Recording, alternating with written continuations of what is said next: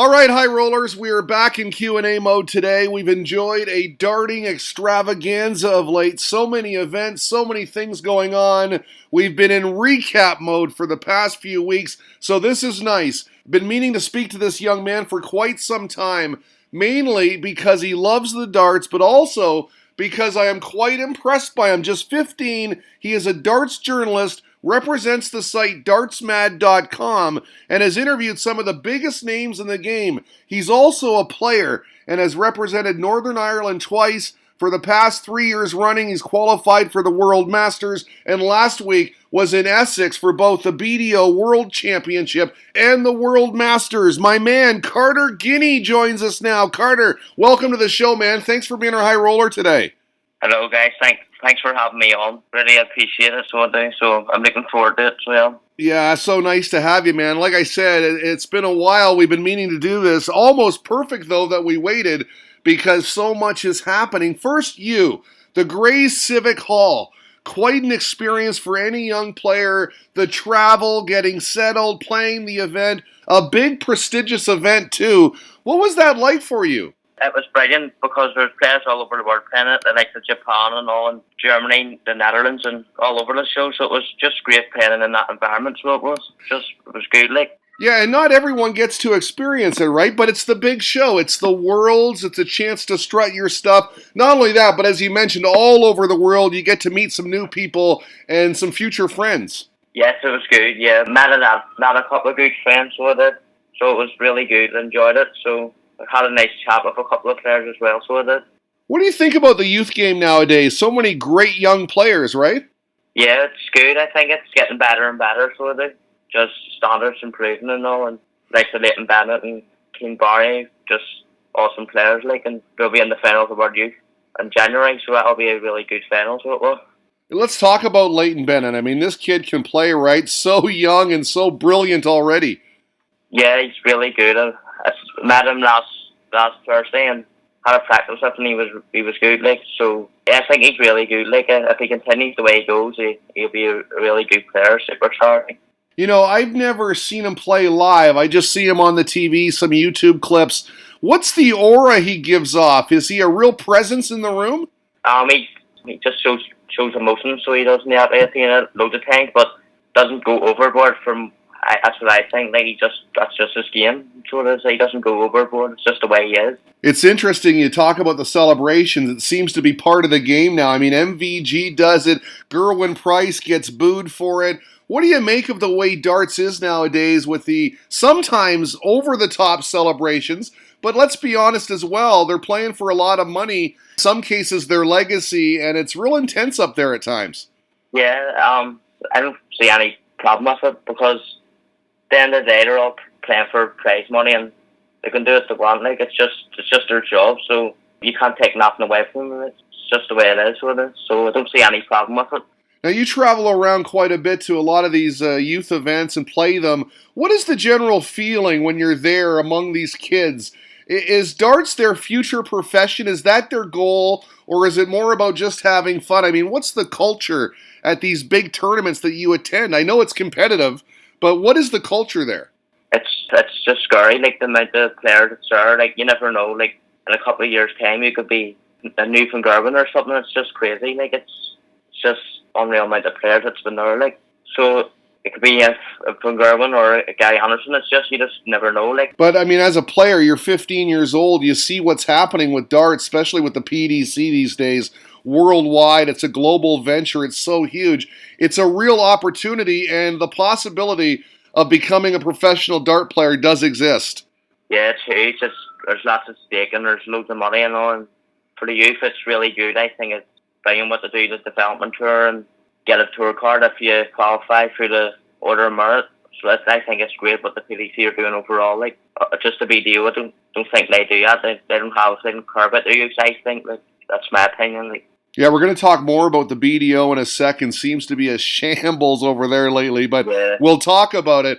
As a player, how are you doing, man? I know you've struggled with dartitis. Terrible thing to watch or even hear about. You've struggled with it, not alone, of course. We've seen many players, come down with dartitis. They can't release the dart smoothly. Eric Bristow, most notably, legend, Mark Webster seems to have got past his bout of it. Barry Van Peer maybe too. I mean, what's it like with dartitis? Anything with an itis at the end of it can't be pleasant. It's not good. It's emotional. Like, it's a couple of times I have been really emotional about it and I've been in tears, like, because it's just so, like, nerves and it's sweating and all, and you can't release a dart. It's not good. Like, it's basically you can't throw a dart. You can't release it. It's hard. Like, it's hard to overcome. Like, but at the minute, I haven't had any trouble with it since August, probably. But it just comes and goes for me at the minute, so it does. But it's really hard to overcome. Like, it's one in every 100 chance that you'll overcome it. Like, that's what I think. So, are you working on things to overcome it? Talking to people? I mean, you say it's tough. Yeah, well, I've been speaking to a couple of people about it. Might go and see a hypnotist about it or something like that. But I've watched some videos on YouTube. Somebody called Mark something, I can't remember the exact name, but he does some YouTube videos about it. It's really good. Like, I watched it a couple of times, so I do. So I just have to keep watching it and all, and taking it on board and all that there. Like, but it's really hard to overcome, as you know. Like, but try and work hard and try and overcome it fully. You know, like, whereas I don't have it at all. Like, but at the minute, I don't have it at the minute. But big tournaments have become like big pressure tournaments. I put myself under too much pressure, and then that's how it comes like. Yeah, it's so frustrating to watch, and I can only imagine how frustrating it is to have. But you said it's much worse than that. It's to the point of tears. Yeah, definitely. It's just hard. It makes you so down and all that there, you know. Well, I'll tell you what, man, I just say keep pushing forward, and hopefully that thing gets resolved. I really wish you the best with that. One of the things that impresses me about you is that I always say I wish I started my YouTube channel years ago. Of course, when I was your age, the internet wasn't around, so let's not talk about that. But I wish I had the foresight. You seem to have it. By the way, at Carter Guiney 1 on Twitter, at Carter_DartsMad as well on Twitter. You seem to have an entrepreneurial spirit about you, strong desire to be a player, but also a journalist. When did this all start for you? Yes, funny enough, it was 2016. Just decided to make a website up, writing about darts and all that. Match play, 2016. Just done articles in the World Match Play, and then done interviews and reports and all. Sort of interviewed a couple of referees as well, players and all. So since then, like say up to 2017, I've done that there, and then took a year out or something. And then last year I got back at it, and then just got better and better and done all right. Like, and relationship with players is good, like, as well, which helps as well. That's helped me a lot too, so it has. So it's just really good. Like, I enjoy it. So I love darts, so it's really good. Like. What is it about darts, man? I love darts too. I like the drama. I like the pressure. I like it when they hit the doubles. Sometimes I like it when they miss the doubles. I mean, I like it when they confront each other. I like it when they make the big shots. There's so much to love about this game. Yeah, it's brilliant. I just love watching it on TV and all that there. I love playing as well. Like, just watching all the professionals, the way they do it and all, how it's done. Just amazing, so it is, from how far it's become. Like, I used to watch it when I was about 5 or 6, like, and I remember watching Wayne Mardell and all them players, you know, Cal Lloyd, but it's just really good, like, the way it's ran, so it has. I'll tell you what, when I'm watching the darts, I often wonder about the youth players, because when I see MVG up there hitting 180s all the time, 11, 12 darters, the odd 9 darter, I'm thinking about these young players and I'm saying, good luck to you. First of all, you got to get to that level, but everyone else is trying to get to that level too. I mean, it is so competitive nowadays. And it's Gary. It's just like Mickelson Germany. He's been on top of darts now for maybe 6 years, is it maybe? But I think young players can learn a lot from him, so can. He's a youth ambassador for the JDC as well. He gives advice to them and all. It's just crazy. Like, it's just the way he's become. Like, I think he's a great ambassador for youth players and darts overall. I think. Like. Yeah, by all accounts, I've heard that he's probably the best ambassador maybe the game's ever seen. He does so much for darts, and of course, he puts on a show every time he plays. He's so dominant. The world number. He's a pleasure to watch, to be honest. Now, before we talk about some of your interviews, I see that you're representing dartsmad.com now. I was on the site today, also repping the site, Primetime Matthew Edgar, and Ryan Heavy Metal Searle. That's good company right there. Tell us about Darts Mad. Yes, Darts Mad has been on the go for a couple of weeks, but we just started on Sunday and done my first interview with Robert Thornton, as you'll speak about, you say, but it's just going to be about reports, interviews and blogs, really. It's going to be really good. It's exciting times ahead. I think it's going to be brilliant. Matthew Edgar, Ryan Serling, it's just a great team, so it is. I couldn't ask for any better. Like, Race Practice and XRP, they're my sponsors, and Race Practice are the ones that's helped me as a journalist and a darts player, and that's who's running the Darts Mad website. Well, it's a great opportunity, it seems. 15 years old, you're aligned with some of the top names in the game right there. Edgar and Searle, they're on the pro tour. They're great players. And, I mean, this is going to be a learning experience for you. It isn't, David. It's just unreal. It's just them players in the same team. It's brilliant because they're good players as well, and they're nice people. I've met them in Dublin, so that last month, that was it. Like, they were just really good. So they are second times ahead. I think like, it's all good. Like, let me ask you real quick about Primetime, because I'm a big fan. What do you think as a young up-and-coming journalist, social media guru, when you watch this guy on social media with some of his videos and some of his comments? He's a bit out there, but I love it. Yeah, I think he's crazy, and I think he's a good laugh, so I do. I think he's good for darts. I've watched his YouTube videos, and they are quite funny, like, so if that's what he does, then fair play to him. I think it's good, like, playing and then doing YouTube videos, like, it's just the way he is. Really funny, like, I think, like, yeah. Yeah, I do enjoy it. Now, every time I'm on Twitter, man, I see you tweeting about another interview, and I have to admit, I'm pretty jealous. So far this year, you've spoken to some big names: Glenn Durrant, Diogo Portela, Robert Thornton, Steve Lennon, Kieran Tian, and Dawson Marshall, the Canadian, my compatriot. That's an impressive list, my friend. It had to be a thrill to speak to Duzza. Oh, it was brilliant. I was back in June.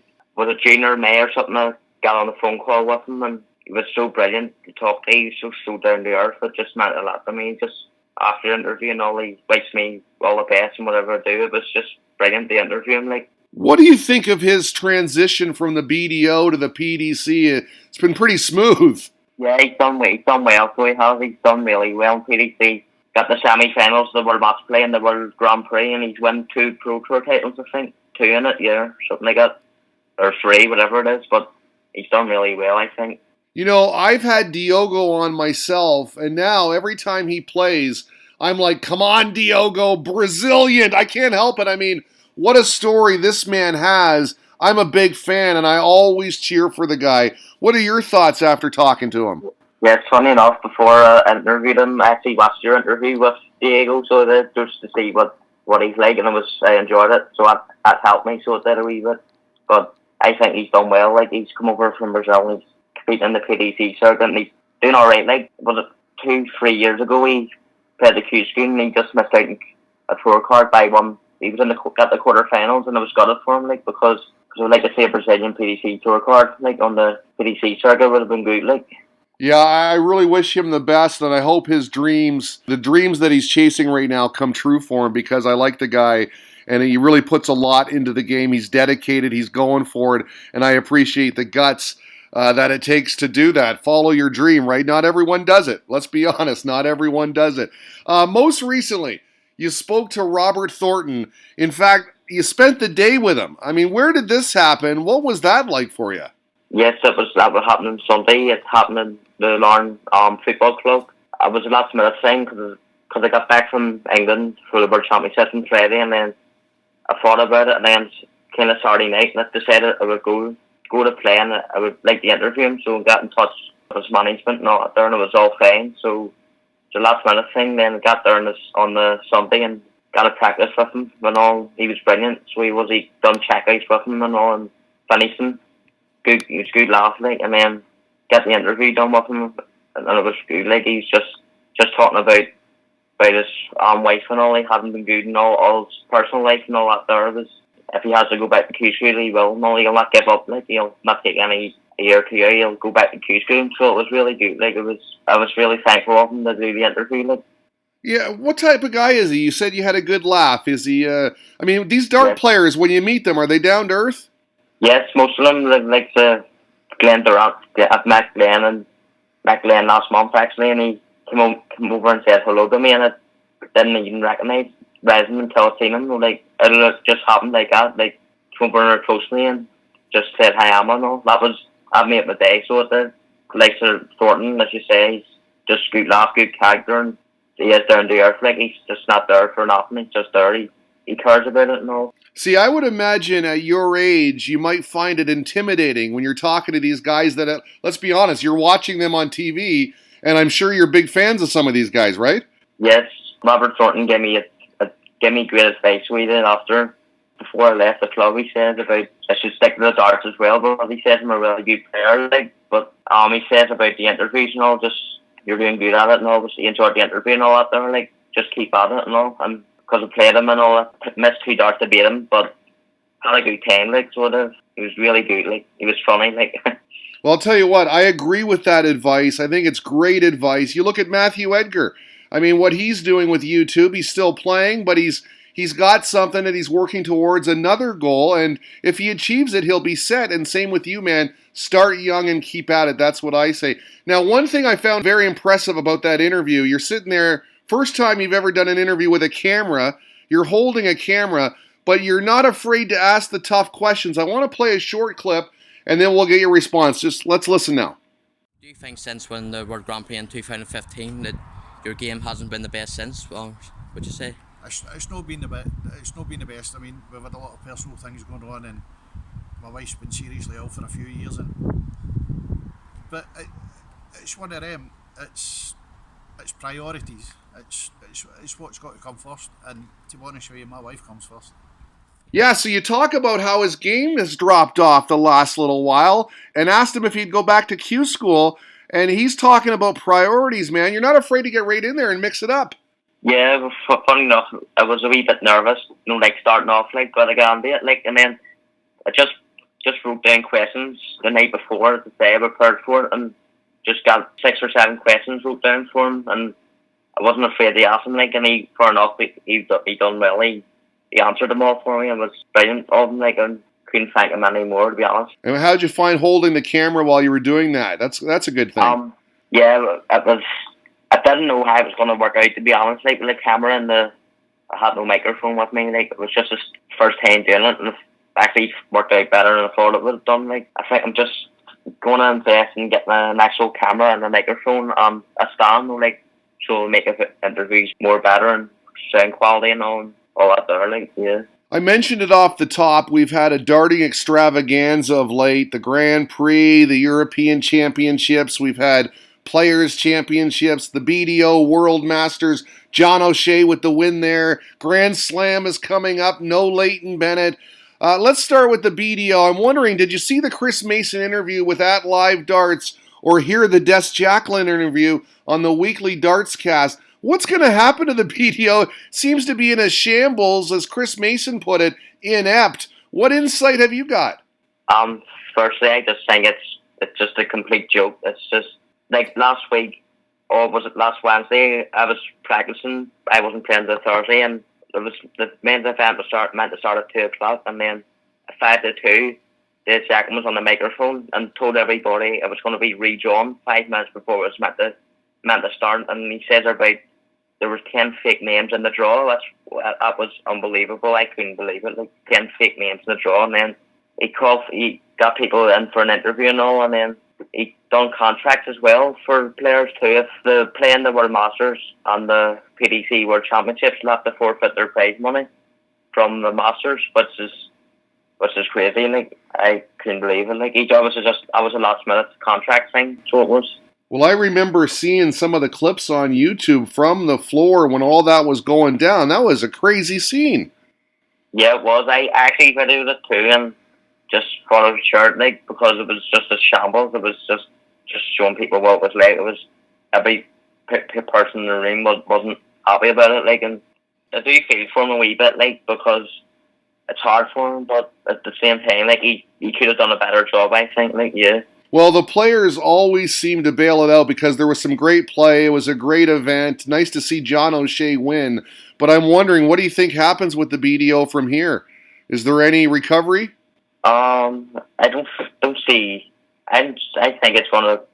I don't think it will last any longer. Like because I don't think Eurosport will be showing their tournaments like after their contract runs out, whatever it runs out, is it 2 years or next year, whatever it is. I don't see a future for it. Like the likes of sponsors and all, they'll not want to sponsor the deal, knowing the situation they're in. Like I don't see a future for them. Like I think most people will be at Q school. I'd be expecting about six or 700 players at Q school this year. Like for the UK, like that's my opinion. Like. Well, that'll be quite a turnout, quite a competition, and a lot at stake there, right? A tour card. Man, oh man, that's a lot of pressure. The Grand Slam's coming up. No Leighton Bennett. I can't wait to watch Makuru. And also Rob Cross, another major. Your thoughts on these headlines? Yeah, Rob Cross. Yeah, watch bits of it. Beat Darrell Gurney in the semi-finals. He beat Price in the final, but I don't think he played well. Like I just think he played his B game and he won. Like that's just I didn't think he played good darts. Like and he still won. Like so for play him, he done well. Like you know, he's got a knack for winning the big ones and showing up when it matters. He just does. I mean, it's proven. Yeah, he's from what he's come. Like 2 years ago, he was playing the PDC World Championships. He beat Phil Taylor in the final. That was his first World Championships too, and he just won it. That was crazy. Like that's some going. Like yeah, he's just done well like, since he's come over to the PDC. Like. And what do you make of the Grand Slam? What do you think is going to happen? I think it's going to be a good tournament. I don't agree with the two ladies involved, to be honest. That's my opinion. Like it's because Nick Canny should have been in. I think that was my opinion. Nick Canny should have been in for one of the ladies or whoever else. Like, but I think it's going to be a good tournament. Like overall, like I fancy Van Gerwen to win it. Like, but just never know what can happen. Like. Yeah, on that topic, real quick before I let you go, I saw on Twitter someone saying that because MVG went out early to Ross Smith at the European Championship, that he was done watching.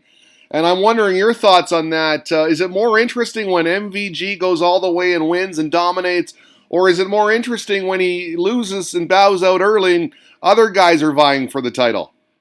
Yeah, good question. Actually, yeah, I think it's more open when he loses first round. Like, but I've seen Michael Smith saying that he would rather him stay in, then he would rather be the player that beats him. Then Gurren Price said that if he would rather Van Gerwen be in until the semi-finals because there's more pressure on, if you know what I mean. Like I think it's good. It does open up the tournament a lot, like, but I don't know, like it's a tough one, like. Let's be honest, we love it both, right? We love the darts. Carter Guiney, man, what a pleasure. Keep up the great work, my friend. At Carter Guiney 1 on Twitter. You'll also find him on Twitter at Carter_DartsMad. Don't forget to check out the website. You'll find his stuff there. dartsmad.com. Watch for it. Carter, thank you so much, man. Much appreciated. Yes, really, really thank you for letting me on the show and really, really appreciate it. Thank you so much.